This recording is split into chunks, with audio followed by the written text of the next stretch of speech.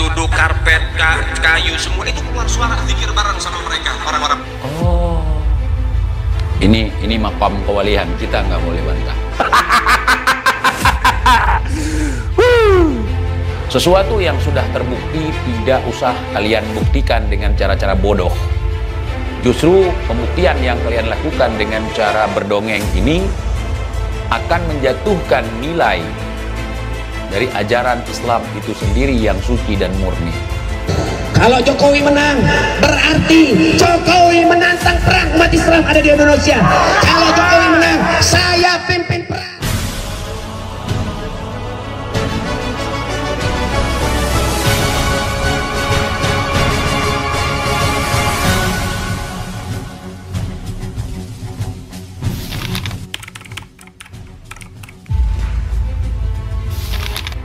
Ada cerita dongeng baru dari oknum Habib atau dari oknum Ba'alawi ya. Ini bikin saya pingin ngakak tapi nggak ngakak sendiri, pingin ngakak sama kalian. Ada seorang Habib yang bernama Al-Habib Ali bin Abdul Aziz bin Jindan yang kemarin itu mau memimpin perang kalau Jokowi menang. Kalau Jokowi menang, berarti Jokowi menantang perang umat Islam ada di Indonesia. Kalau Jokowi menang, saya pimpin perang. Saya pimpin perang di Indonesia sudah. Siap berjuang. Siap berjuang. Allah. Kalian masih ingat? Si pendongeng kan termasuk salah satu di antara sekian banyak oknum dari kalangan Ba'alawi yang suka dongeng kan dia. Selain si Bahar, ya kan, selain yang lain-lainnya kan dia berdongeng untuk tujuan untuk membuat anak-anak tertarik dengan agamanya boleh, tetapi ajaran agama dijadikan dongeng itu nggak boleh.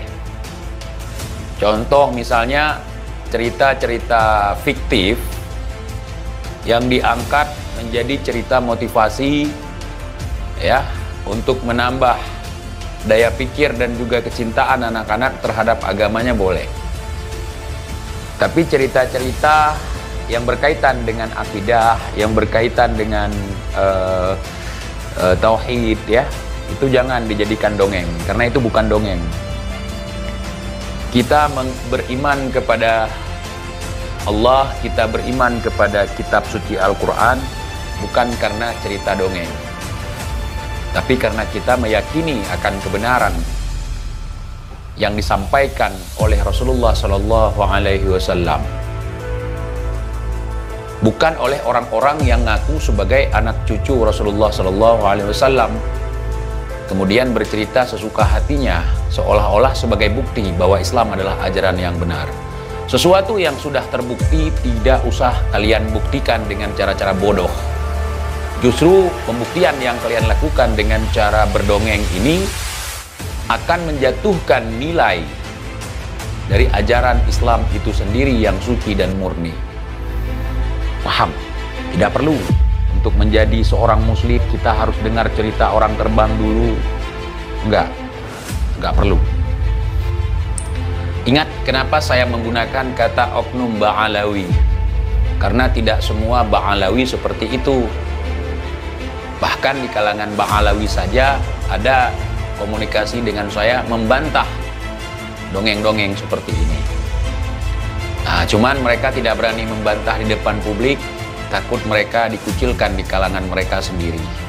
Karena mereka main persekusi juga walaupun sesama mereka. Apalagi kita. Mari kita dengar. Syekh Umar Mukhtar ini punya anak kecil namanya Aisyah. Beliau datang hal, orang wali kalau lagi datang hal bawaannya pengen ibadah. Nah kalau pengen ibadah biasanya kholwat itu menyendiri. Ya.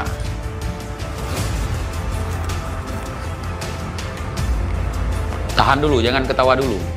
Belum. Kamar sendiri, udah ibadah, wirid, zikir. Tapi hebatnya mereka. Ya, seperti TIJ sekarang lagi berkhalwat. Cuman kadang-kadang TIJ sempatkan untuk live.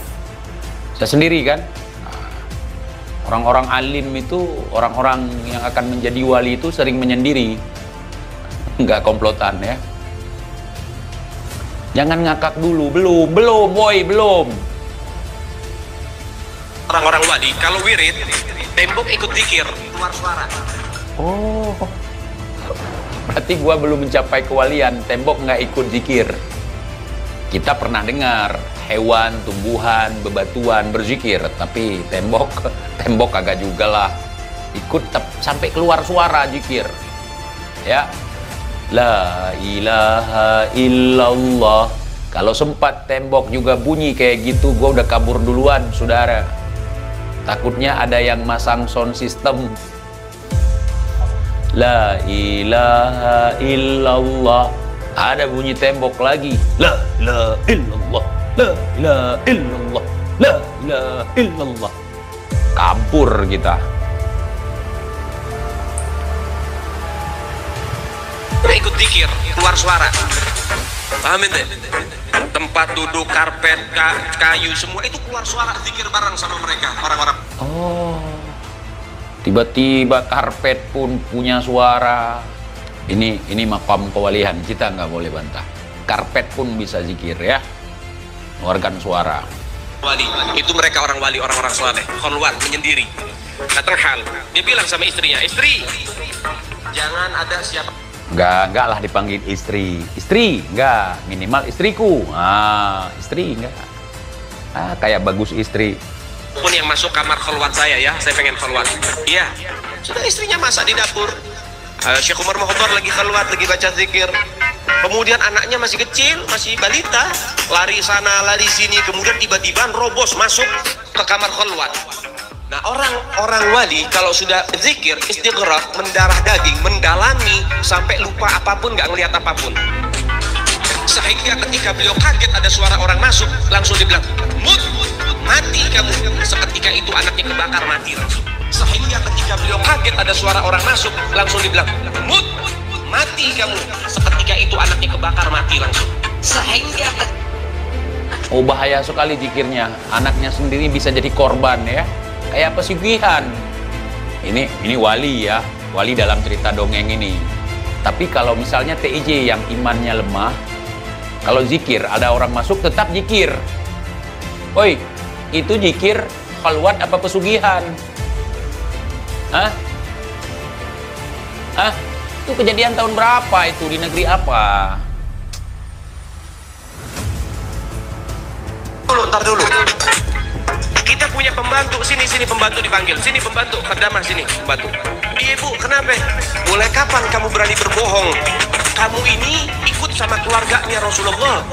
Kamu ini pembantunya keluarga Nabi Muhammad. Mulai kapan kamu berani berbohong? Maksudnya Bu, dari semenjak anak ini melahir, kamu suka gendong. Ya kalau bahasa kita dirinak boboin. Jadi kalau lagi digendong dibacain, dinyanyiin lagu. Apa lagunya? Ya bintul kutub, ya zaujatul kutub, ya ummul kutub. Wahai putri dari seorang kutub, wahai istri dari seorang kutub, wahai ibu dari seorang kutub. Maksudnya Bu, ya kamu bohong, ini anak masih balita. Kalau kamu katakan bintul kutub, putri dari seorang kutub, betul, ayahnya kutub. Tapi kamu mengatakan, ya zaujatul kutub, wahai istri seorang kutub, ini anak belum menikah, belum jadi istri, tapi sudah meninggal dunia. Berarti itu menjadi kebohongan buat kamu. Sampai begitu didikannya sudah. Sampai itu dicap.